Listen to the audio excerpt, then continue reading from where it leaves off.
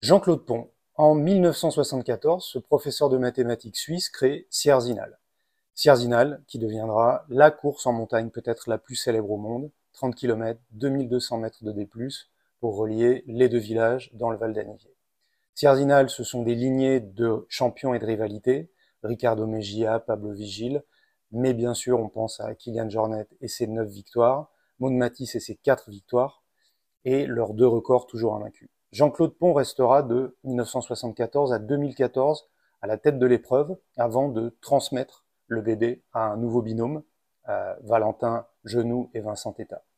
2014-2024 jusqu'à aujourd'hui, l'épreuve a eu 50 ans l'année dernière, ce sont 10 ans d'explosion du trail. Comment réagit Jean-Claude Pont face, par exemple, à l'entrée de Sierzinal dans les Golden Trail en 2018, face au dopage avéré des 2 vainqueurs en 2022? Comment c'était ce 11 août 1974? Quelle serait l'évolution du trail? Bref, on a la chance et le plaisir de recevoir un grand témoin, toujours très actif. On parle de Sierzinal et on envisage l'avenir avec Jean-Claude Pont. Bonjour Jean-Claude. Bonjour Julien.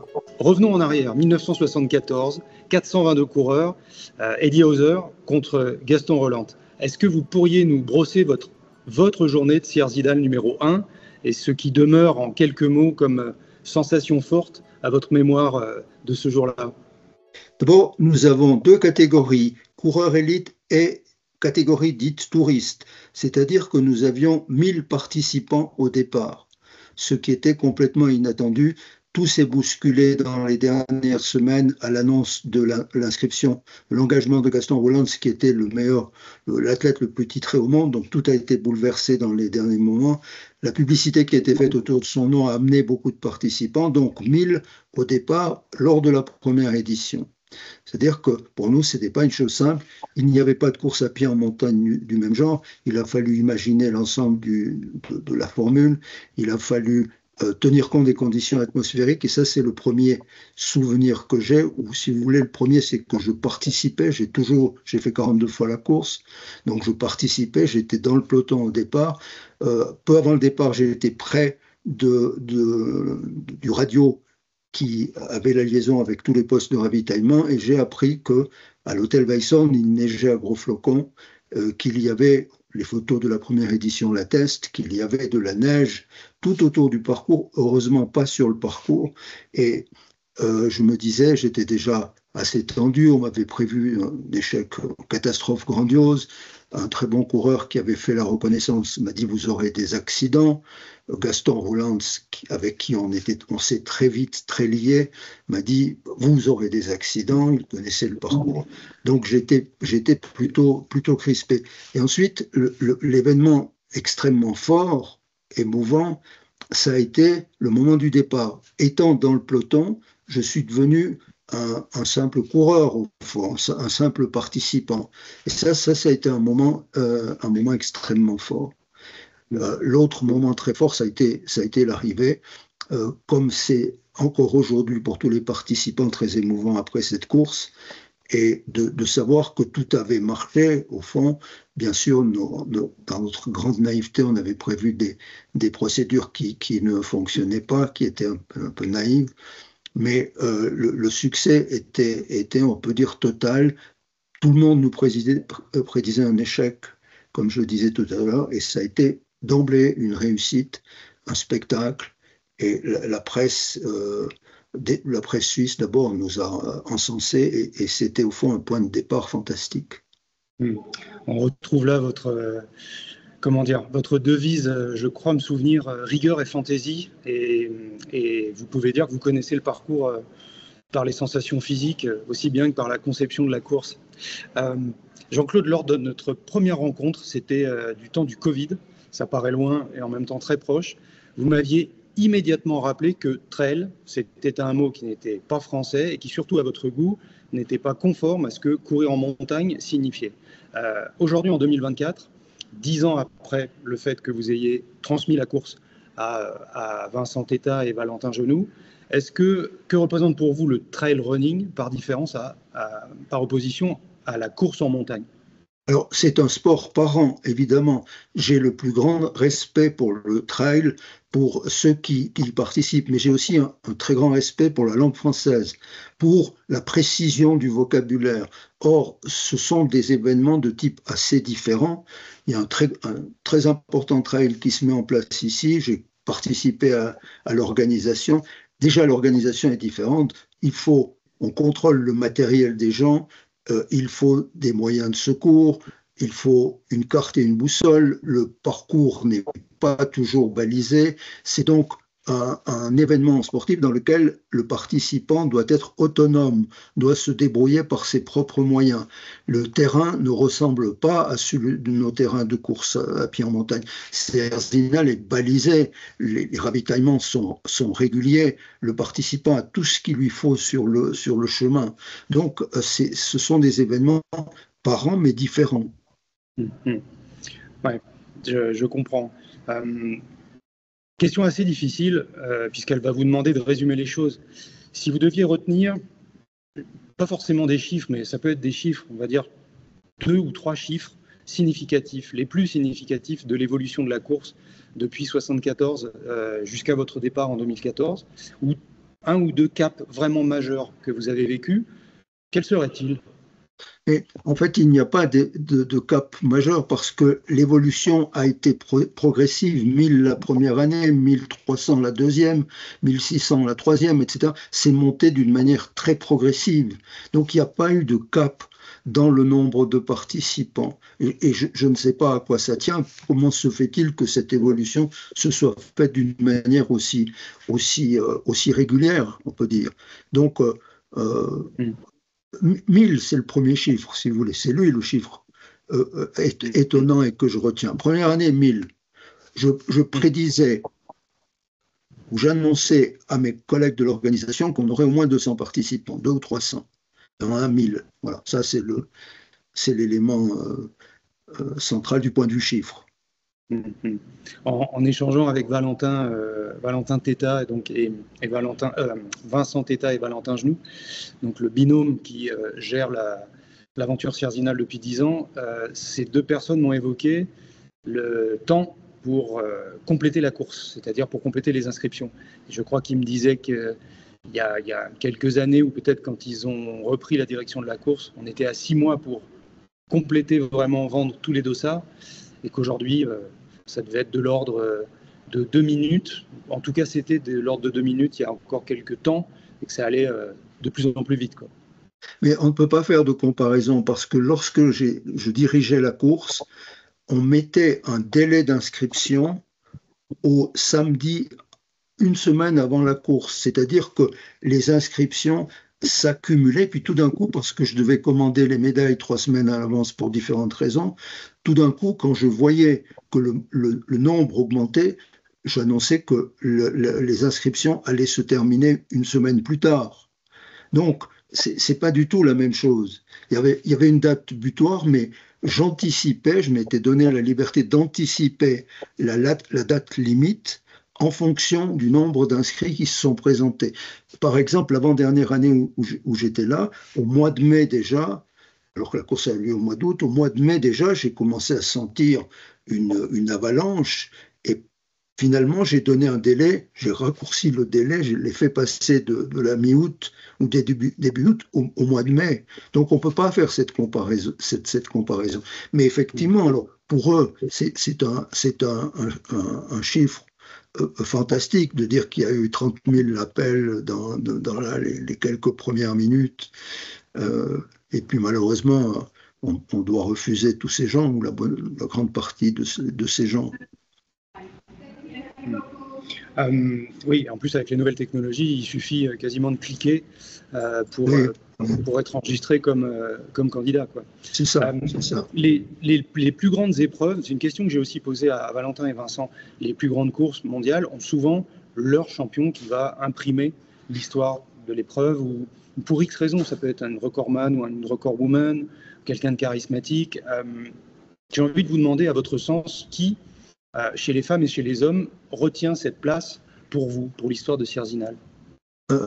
Il y en a évidemment plusieurs. Il y a d'abord Gaston Roulans. Le premier, ça a été un tsunami quand on a annoncé sa participation. Comment un, un médaillé olympique sur piste va venir courir en altitude, chemin mal plat, caillouteux, etc. Donc Gaston Roulans, ça a été un élément déclenchant dans le succès de Sierzinal. Mais ensuite, c'est des visages qui sont devenus des éléments phares. Par exemple, peut-être le premier, Pablo Vigil, coureur des États-Unis, 4 fois vainqueur, personnage souriant, affable, absolument humble. Donc, il a marqué de son empreinte.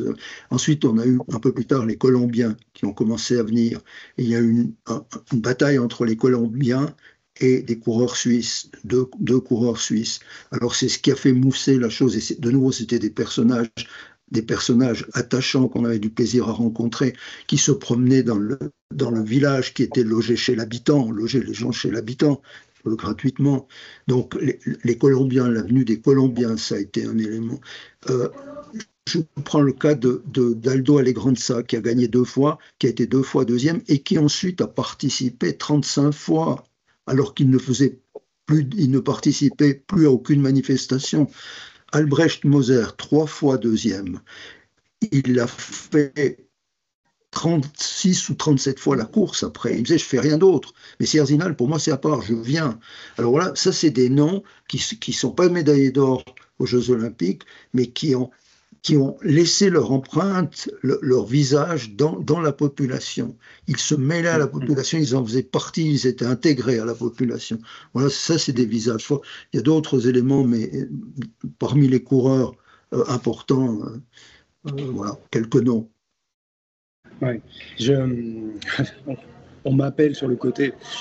Oui, tout à fait. Mais déjà, c'est étonnant, puisque Gaston Roland, qui vient de la piste, était déjà précurseur à l'origine de Sierzinal, bien avant que l'on parle de la venue des coureurs de piste de marathon, et notamment des coureurs africains. C'était déjà quelqu'un qui venait du tartan et de la route, et qui débarquait sur Sierzinal. Et pour rebondir sur Moser aussi, c'est après illustré sur le cross du Mont Blanc, qui est l'épreuve qui a suivi au tournant des années 78-79, la création de Sierzinal. Donc, il y avait vraiment avec qui on était jumelés. Je peux vous raconter juste une histoire pour ce jumelage avec le cross du Mont Blanc. Ici, quand on fait la course, on va du nord au sud et à droite, on a l'ouest. C'est-à-dire qu'on bronze sur le côté droit du visage. Quand on va dans le cross du Mont Blanc, on bronze sur le côté gauche. Et dans le speech que j'avais dû faire pour ce jumelage, je dis voilà la raison de ce jumelage. C'est comme ça, on finira bronzé des deux côtés.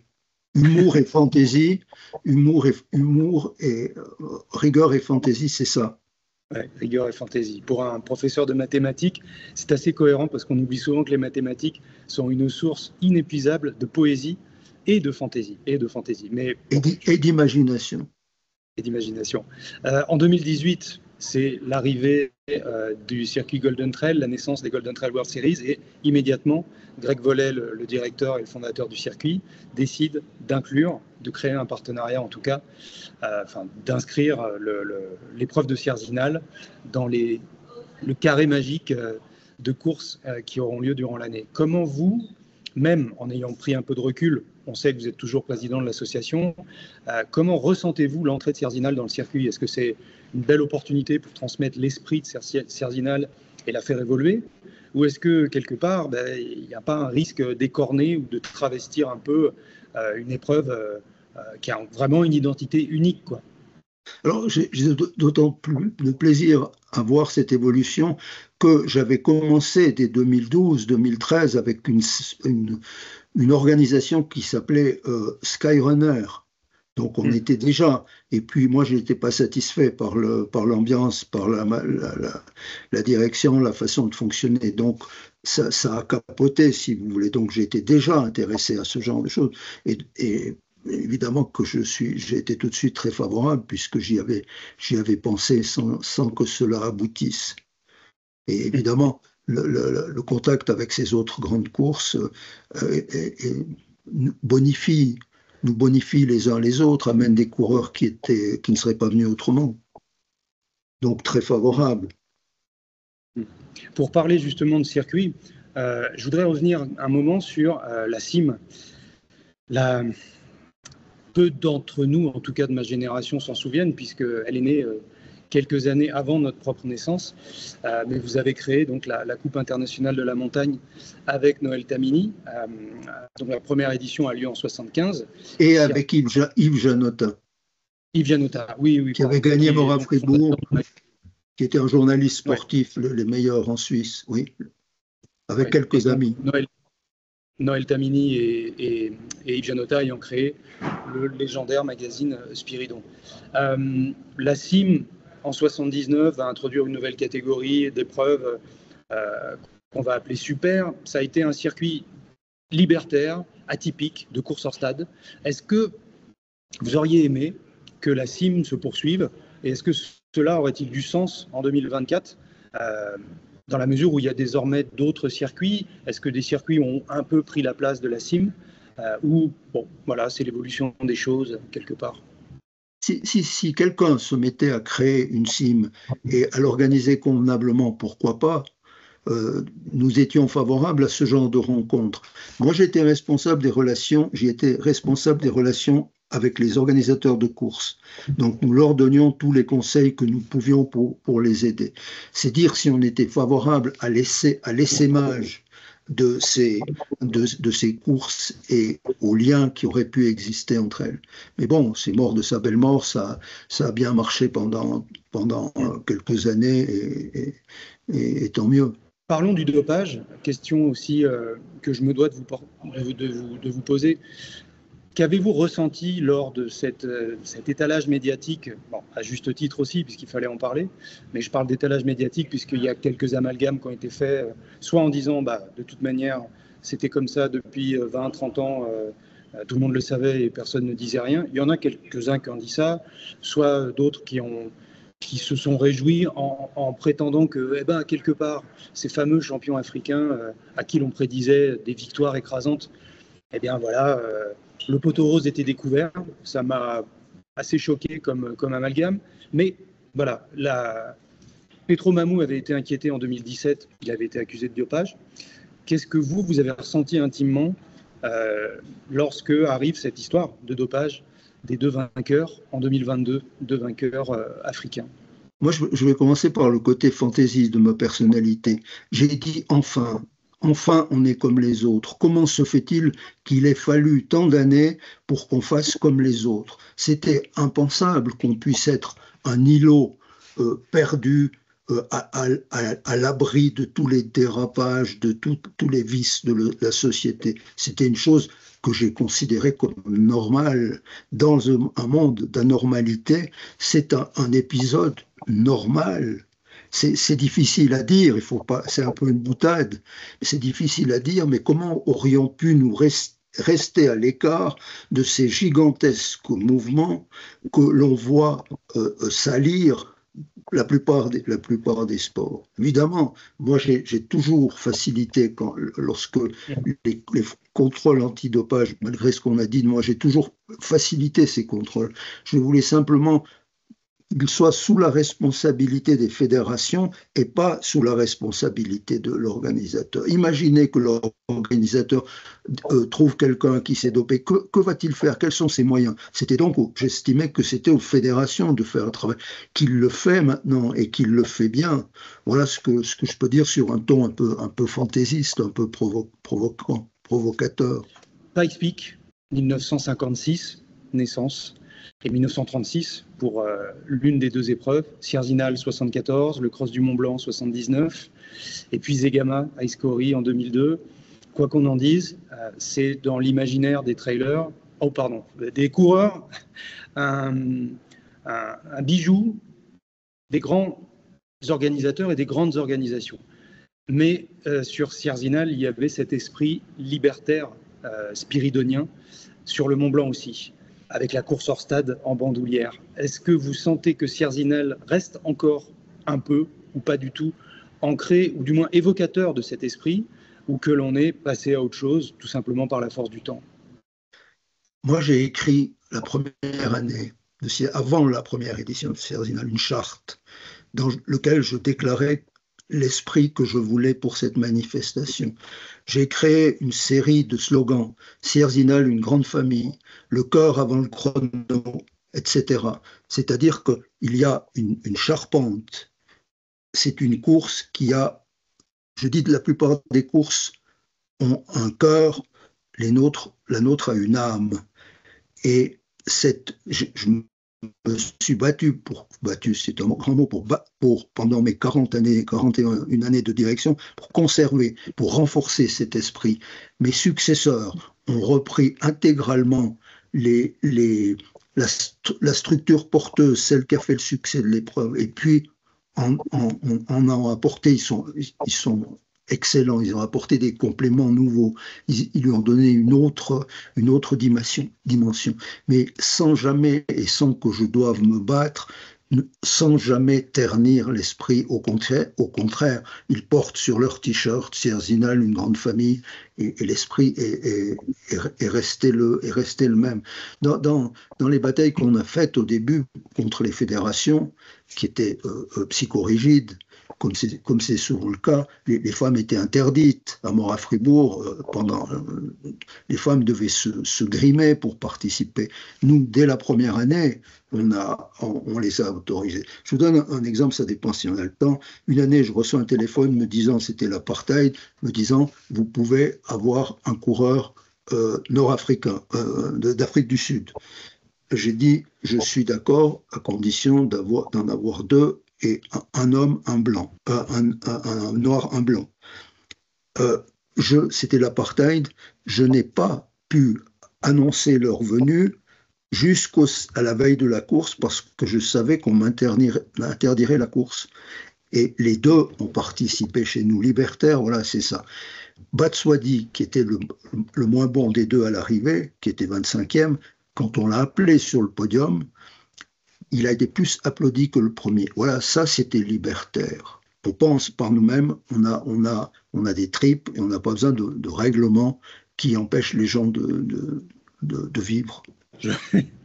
La magie du direct. On ne peut souhaiter que le meilleur pour cette 51e édition de Sierzinal. Kilian Jornet a annoncé qu'il revenait pour quasiment comme son objectif unique, en tout cas jusqu'à cette période après avoir regagné Zegama au mois de mai. Enfin à la fin du printemps. Maud revient pour battre son record, pour le défendre aussi. On se voit, vous et moi, cette fois-ci, on se doit de se voir dans 10 jours. Et Jean-Claude, on vous remercie pour votre sincérité et votre esprit libertaire. Merci pour tout. Merci beaucoup Jean-Claude. À très bientôt.